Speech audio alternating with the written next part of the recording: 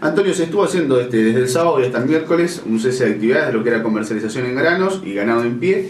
Y obviamente una actividad que se ha hecho, o una medida que se ha tomado en búsqueda de diálogo, en búsqueda de ser escuchado, ni más ni menos.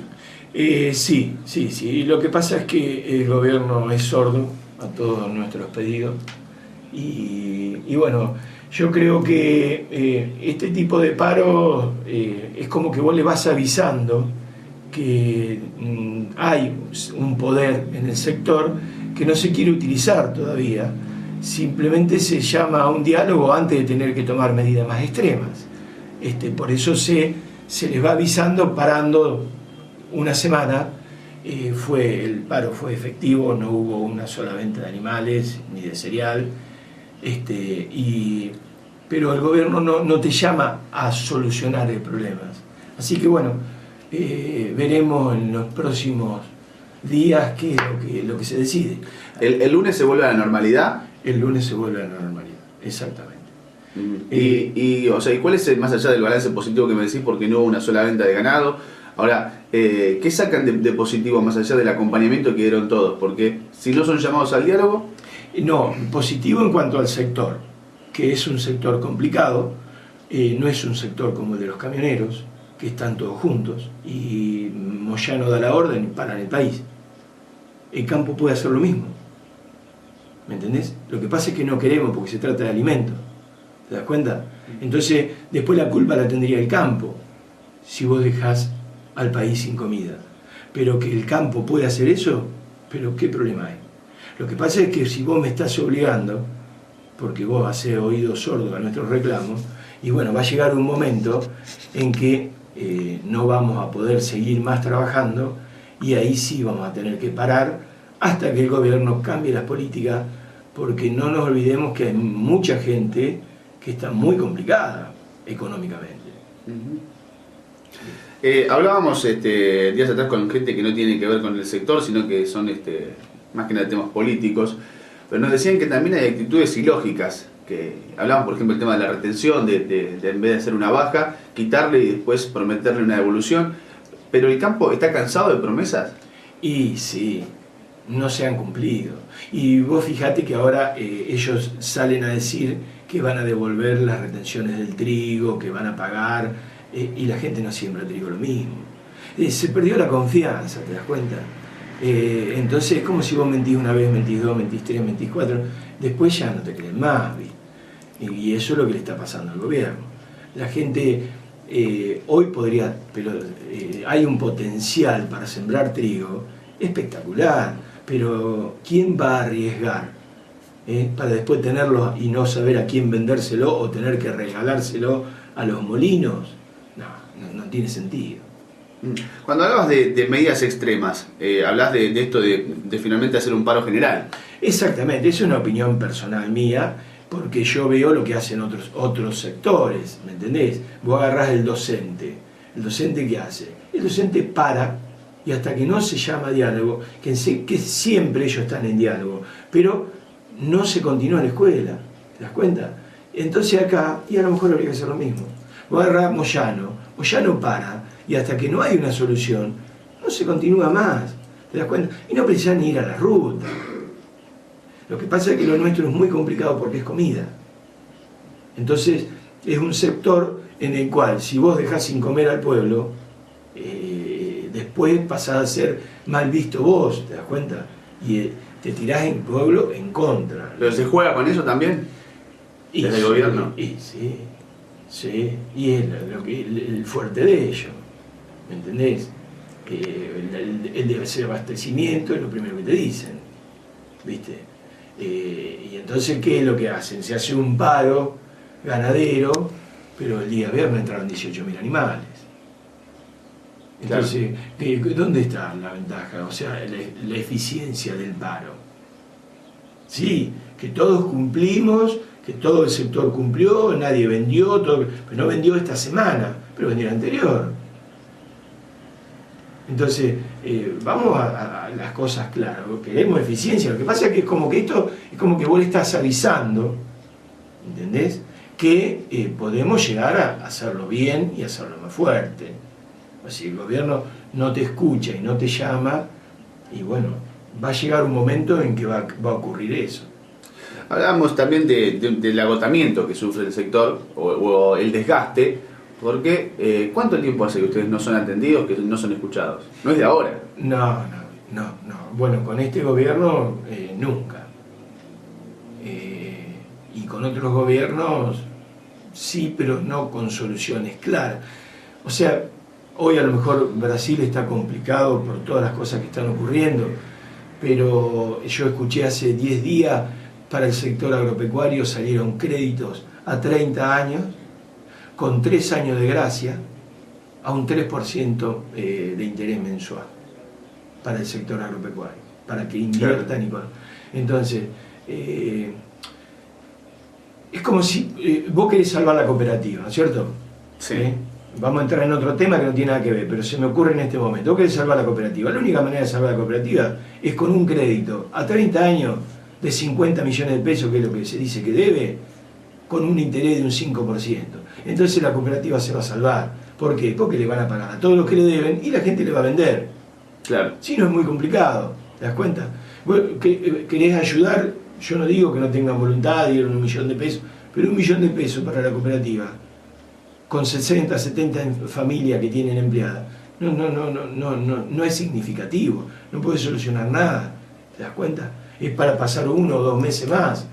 Entonces, a mí me parece que el gobierno tiene que ponerse las pilas y fijarse y colaborar, pero en serio. Pero eso se tiene que sentir y ellos no sienten necesidad de ayudar. ¿Te das cuenta? No le interesa que se vendan los tambos, no le interesa que la gente se deshaga de los animales, no le importa. Lo dijo Samid un día por televisión, directamente. Dice, porque le decían que la Argentina era el mayor exportador en un momento de carne. Bueno, entonces decía, ¿qué importa? A Uruguay le puede importar la venta de carne, la exportación, porque vive de eso y es lo único que tiene para exportar. Argentina tiene cientos de cosas para exportar. Entonces no le importa exportar carne y no exporta. Se acabó. Pero entonces en ese caso, ¿qué hacemos los que somos ganaderos? Tenemos que dedicarnos a otra cosa. ¿Me entendés? Que es lo que yo estoy pensando seriamente de por ahí dejar la actividad. ¿Lo estás pensando? Sí. Y con el doble de perjuicio que mi campo es la mayoría ganadero. Claro. Y si vos no tenés ganadería, ¿qué es lo que vas a hacer?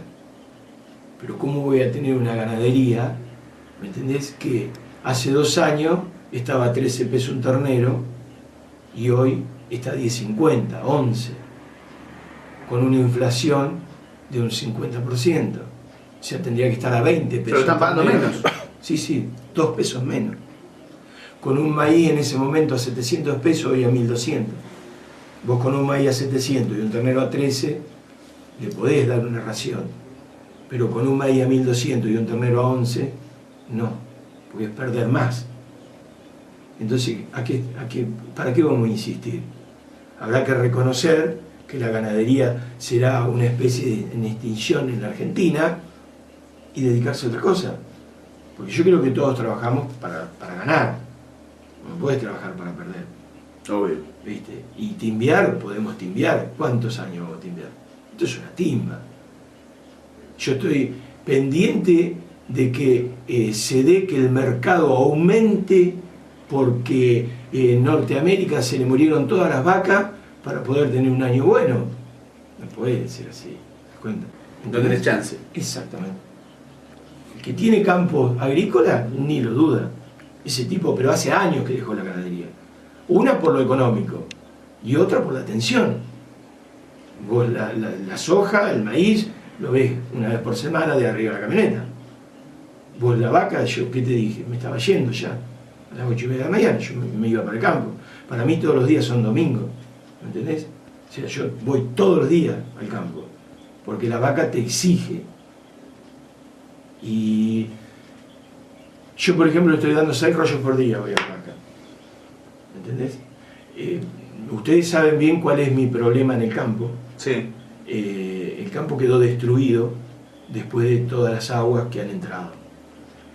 Entonces, yo creí que iba a poder pasar un invierno bien, pero las lluvias de octubre y noviembre, se llenó íntegro el campo de agua de nuevo, me volvieron a reventar todo el campo de nuevo. Entonces, hoy estoy dando 6 rollos por día. 6 rollos por día son 2.000 pesos. Es un ternero que se me muere por día. Entonces, en 30 días son 30 terneros. Claro. Entonces, ¿cómo hago? Yo si tendría 10.000 terneros, sí. Pero yo tengo 100 terneros. Yo en 3 meses me comí los terneros que tenía para vender. ¿Y de qué vivo? Entonces, y una de las muestras más grandes de que el sector no rinde es cuando vos tenés que reponer el vientre. Claro. ¿Entendés? Yo ahora tengo que vender 3 dientes para comprar uno. ¿Por qué? Porque la plata del ternero, la ganancia que me tenía que dar, me la fui gastando para vivir. Y para darle de comer a ellos. Entonces ahí es donde vos te das cuenta que el negocio no marchó. Como en la época de los remises, no sé cuántos años hace, que el remisero lo único que hacía era comer trabajando, pero vos veías que los remises se caían de a pedazos. Y el tipo ese que hacía, y cuando el remis no andaba más, dejaba de trabajar porque no podía comprar otro auto. Entonces el negocio no marcha, no camina. Claro. ¿Entendés? O sea, te estás consumiendo tu capital. Exactamente, te estás comiendo tu capital. Y yo siempre dije, yo me voy a fundir, pero no trabajando. Claro. Me puedo fundir timbiando, me puedo fundir viajando, pero me voy a fundir trabajando. De ninguna manera. Entonces, por eso estoy pensando seriamente en liquidar toda la siembra. ¿Estás pensando, digamos, en tirar la toalla? Bueno, hay mucha gente que me lo viene diciendo desde el primer momento que se me llenó el campo de agua. Porque uno de los motivos más grandes de esto es el problema que tuve en el 2007, el 2 de abril del 2007, que ya es público y ya se sabe. Y todavía a hoy, ¿me entendés? Que hace 6 años y 80 días no tengo soluciones. Entonces, ¿qué voy a hacer? O sea, yo se lo dije a mi familia, me estoy muriendo junto con mis vacas. ¿Me entendés? Entonces, yo no me quiero morir, yo quiero seguir viviendo hasta ver que la justicia se haga justicia con esto. ¿Te das cuenta? Y que los responsables de esto tengan que pagar, o con sus propios bienes o con lo del Estado, porque es muy fácil manejar plata ajena. Pero bueno, que tengan que pagar, no más allá de lo económico, sino en lo moral, en lo social. ¿Me entendés? Ese es el costo más grande que les debería caber a ellos. Porque lo que ellos han hecho no tiene, es una cosa que no tiene perdón. No tiene perdón. Siendo que conmigo jamás antes de esto tuvimos un problema. ¿Me entendés? Y después el problema que podemos haber tenido es porque yo iba a pedir que me solucionen el problema y me ningunearon, me agredieron, pero no me lo solucionaron nunca. Recordamos que con respecto a este problema que vos tuviste en el campo y tu accionar judicial, lo habías derivado directamente a las personas, no hacia el Estado, porque mucho de lo que vos buscás, y lo hemos hablado, es que te reconozcan que tenías razón. Exactamente, más allá de lo económico, que es lo que yo siempre dije, lo económico lo podemos manejar, o con exención de impuestos, lo podemos manejar, pero abrime eso y dejame trabajar. Vos seguís sufriendo el tema del agua en el campo. Sí, porque no hicieron nada, ¿me entendés? Ahí está todo igual que desde el primer día. Entonces, cada vez que hay una lluvia abundante, yo padezco el campo lleno de agua. Te llenas de agua. Exactamente. No sería tanto el hecho de que se llene de agua, sino que se escurra rápido. Claro. ¿Entendés? Lo que pasa es que te llenas de agua y te queda el agua 1 mes, 2 meses, 3 meses, como ocurrió en el 2007. 3 meses de agua tuve. Entonces, el pasto no resiste tanto. O sea, teniendo cada 3 meses una lluvia abundante, vos tenés todo el año agua. Exactamente. Exactamente. Sí. Pero bueno, no vamos a esperar que llueva todo abundante. No, 3 meses. pero Sí. Y ni te cuento si te llega a llover en el invierno. claro. ¿Entendés? Porque el verano se evapora. Entonces, el juicio cuando se hace en forma personal, lo que yo no que busque, sino que la justicia, quiero que se haga justicia pero con el responsable, y que sabemos quién es el responsable. ¿Por qué? Porque fue una cosa que fue manejada exclusivamente y personalmente por Ariel. ¿Entendés? El doctor Franetovich no pidió ni presupuesto, ni pasó por el Consejo Deliberante, no pidió licitación, no está aprobado por Hidráulica, no está autorizado por la Autoridad del Agua, no hay un plano. Entonces, ¿quién es el responsable? Porque si vos me decís que se hizo una obra cumpliendo todos los caminos, entonces sí es responsabilidad del municipio, o de Hidráulica, o de quien sea. Pero acá no. Él se levantó un día y dijo, vamos a recrear la laguna de Chivilcoy. Excelente idea, me parece bárbaro. Que la gente vaya a pescar, vaya a nadar, vaya a andar en bote.